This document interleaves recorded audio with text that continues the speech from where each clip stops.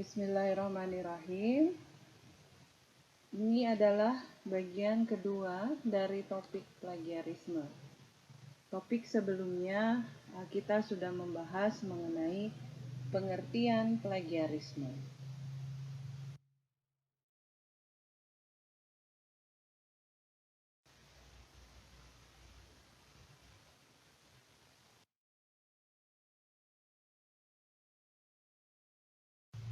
Sebelum memulai pembahasan kita kali ini, mari kita baca doa terlebih dahulu.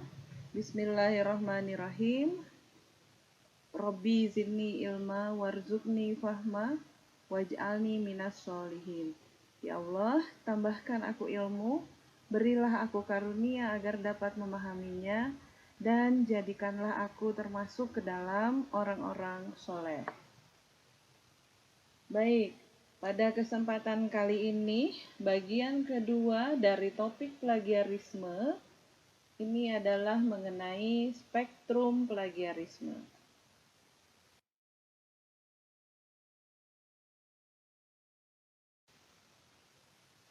Spektrum plagiarisme ini saya ambil dari Turnitin. Turnitin adalah halaman atau web yang membuat sebuah sistem yang di dalamnya dapat mendeteksi berbagai karya tulis dan akan memunculkan apabila karya tulis kita sebelumnya atau tulisan kita sebelumnya telah ditulis di bagian karya tulis orang lain, dan Turnitin dapat mendeteksi hal itu, sehingga Turnitin ini membagi dan telah menelaah bahwa tindakan-tindakan plagiarisme itu memiliki spektrum dan di dalamnya ada 10 jenis plagiarisme. Dan ini berdasarkan temuan dari survei di seluruh dunia terhadap hampir dari 900 instruktur pendidikan dan menengah dan tinggi ya. Jadi ini adalah sebuah spektrum yang banyak didapati dalam karya ilmiah atau karya tulis atau lembar kerja menulis dari siswa maupun mahasiswa di seluruh dunia. Sebelum memulai, saya sengaja tidak memunculkan audio, dapat dipilih sendiri ya. Silahkan sambil mendengarkan musik atau ditemani dengan secangkir kopi agar kita dapat memahami spektrum plagiarisme ini.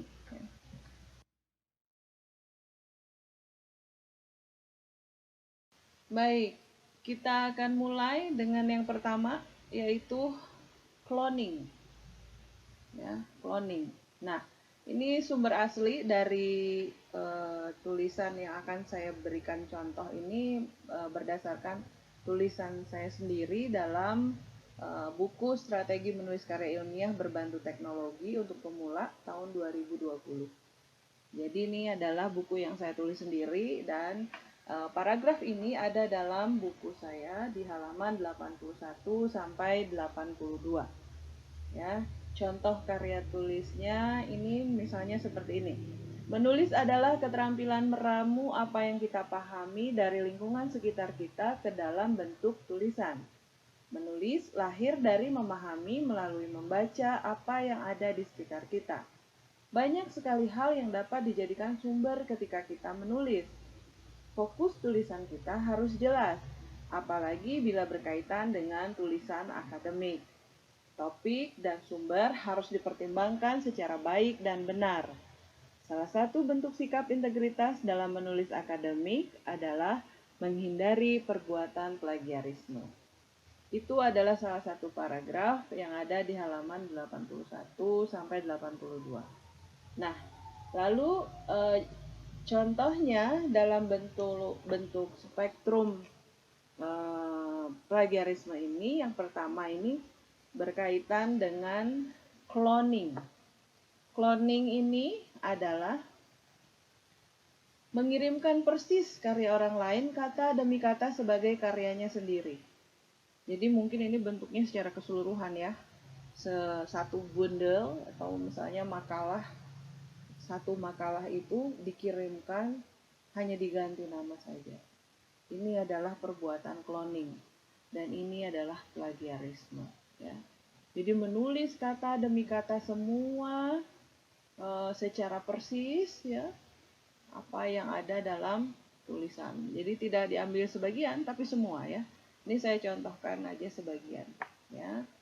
Baik, jadi semuanya sama persis. Yang diganti hanya namanya saja.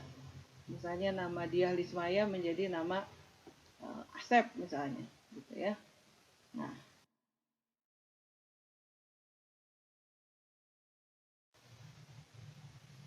kemudian yang kedua adalah Ctrl C atau menyalin. Menyalin ini artinya berisi bagian teks yang signifikan dari satu sumber tanpa perubahan. Nah, jadi Ctrl C ini kita copy ya, kemudian kita paste dan penulis paling mengganti sedikit-sedikit saja. Dan tentunya di sini tidak ada sumber yang dicantumkan ya, dari sumber aslinya. Tidak ada pengakuan atas bahwa ini hasil dari jiplakan gitu ya. Ya. Jadi ini adalah menyalin. Kemudian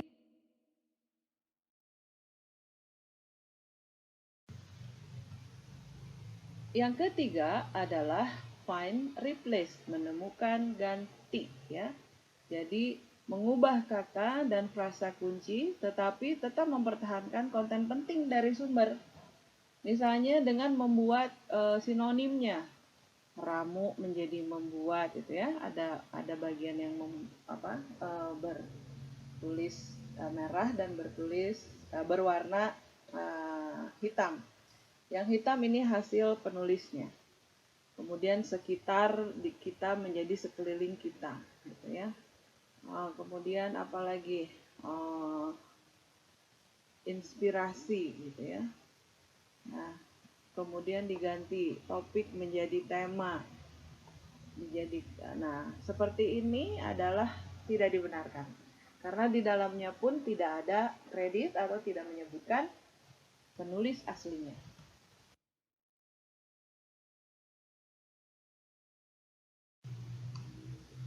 Yang keempat adalah remix atau mencampur ulang. Mencampur ulang ini parafrase dari berbagai sumber dibuat agar cocok. Jadi misalnya di sini sumbernya ada 4 dari Lismaya, dari Tarigan, dari Lado, dari Nurjamal. Tulisannya saya bedakan warna-warnanya itu untuk menandakan dari mana tulisan itu berasal. Ya.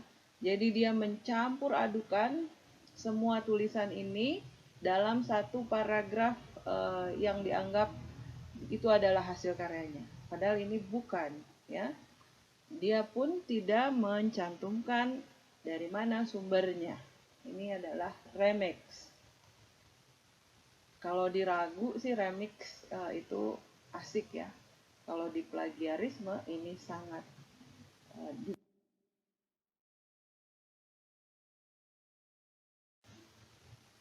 Yang kelima adalah recycle atau mendaur ulang. Ya, bagaimana mendaur ulang ini? Dia seenaknya mencomot dari karya penulis sebelumnya tanpa kutipan. Tadi kan sumber aslinya itu kurang lebih misalnya 7 baris, dia sempit menjadi 5 baris, 3 baris. Nah, ini tidak mencantumkan sumbernya. Ini termasuk ke dalam recycle. Jadi mencomot sedikit dari pemikiran aslinya.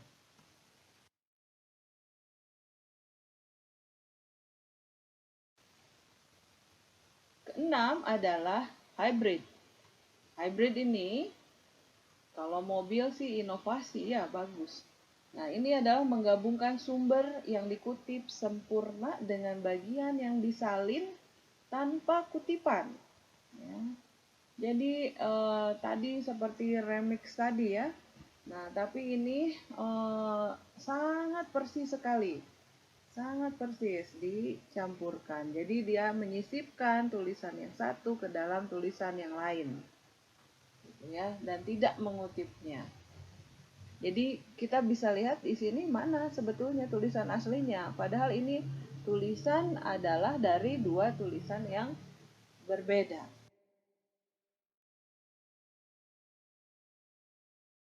Yang ketujuh adalah mash up atau mengombinasi.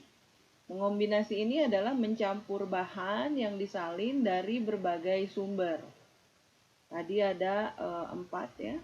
Dari Lismaya, dari Tarigan, dari Lado, dari Nurjamal. Nah, semuanya itu dikombinasi antara remix dan recycle. Wah, ini mas sudah mengombinasi semua tanpa uh, mencantumkan sumbernya dari mana. Ini campur aduk, bikin.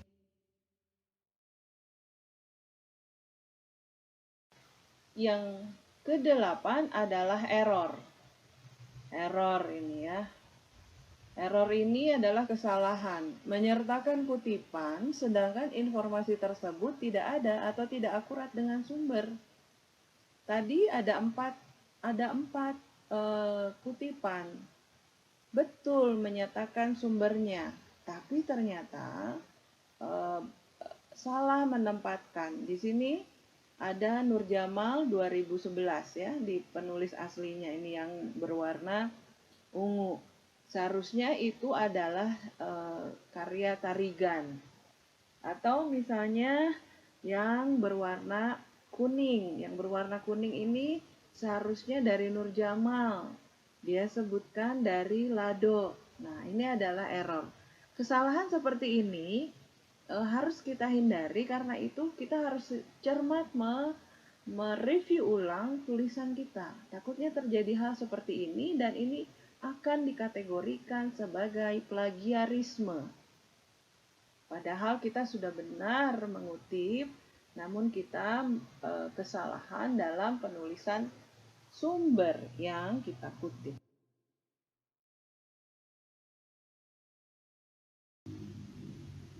Yang kesembilan adalah agregator, yaitu mengepul. Ya. Nah, agregator ini memasukkan banyak kutipan yang tepat dari berbagai sumber, tetapi karya penulis hampir tidak mengandung karya asli. Jadi, ini pun ya tadi kan kalau yang tadi itu error, salah. Lalu kita masukkan ini, kita benar memasukkannya. Tulisannya benar, sumbernya benar. Nah, namun dalam paragraf ini mana tulisan kitanya tidak ada. Karena itu jangan terlalu banyak mengutip ya. Nah, seperti ini pun dapat dikategorikan sebagai plagiarisme. Hati-hati karena Turnitin dan cek plagiarisme itu dapat mendeteksi kata demi kata, ya, frasa demi frasa, kalimat demi kalimat, paragraf demi paragraf.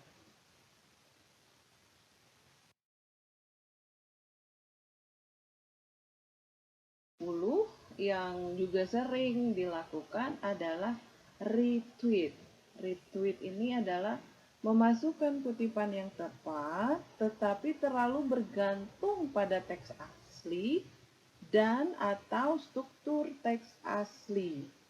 Sumber aslinya misalnya tadi ya dari Diah Lismaya.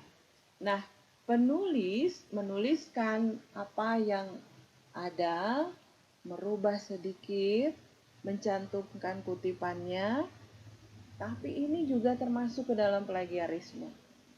Karena di sini terlalu bergantung pada teks asli. Jadi teks aslinya seperti copy paste, tapi ada sumbernya dicantumkan.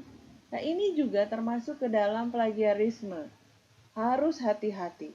Karena dalam sebuah karya tulis, itu karya tulis yang asli harus dapat kita parafrase. Jadi diparafrase dulu baru dicantumkan dari siapanya. Ya, jadi kalau hal seperti ini dilakukan, ini pun masuk ke dalam kategori plagiarisme.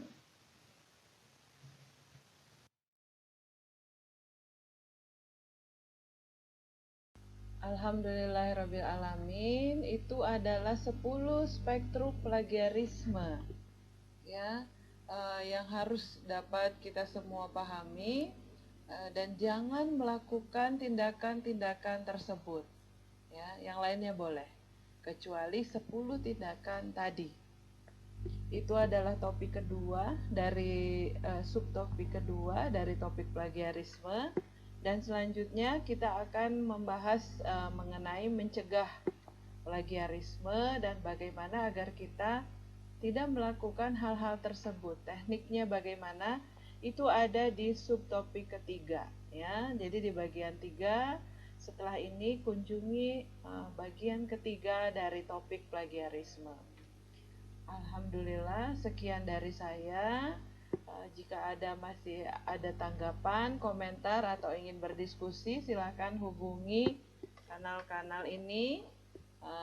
Boleh di rumah, boleh melalui surel, boleh melalui media sosial. Ya, untuk itu saya akan senang sekali bila banyak pertanyaan yang disampaikan agar kita mampu memahami secara penuh apa itu plagiarisme. Terima kasih atas perhatian Anda semua, atas fokus Anda semua terhadap materi ini. Mari belajar terus-menerus bagaimana mencegah plagiarisme. Assalamualaikum warahmatullahi wabarakatuh. Sampai ketemu di bagian 3 mencegah plagiarisme.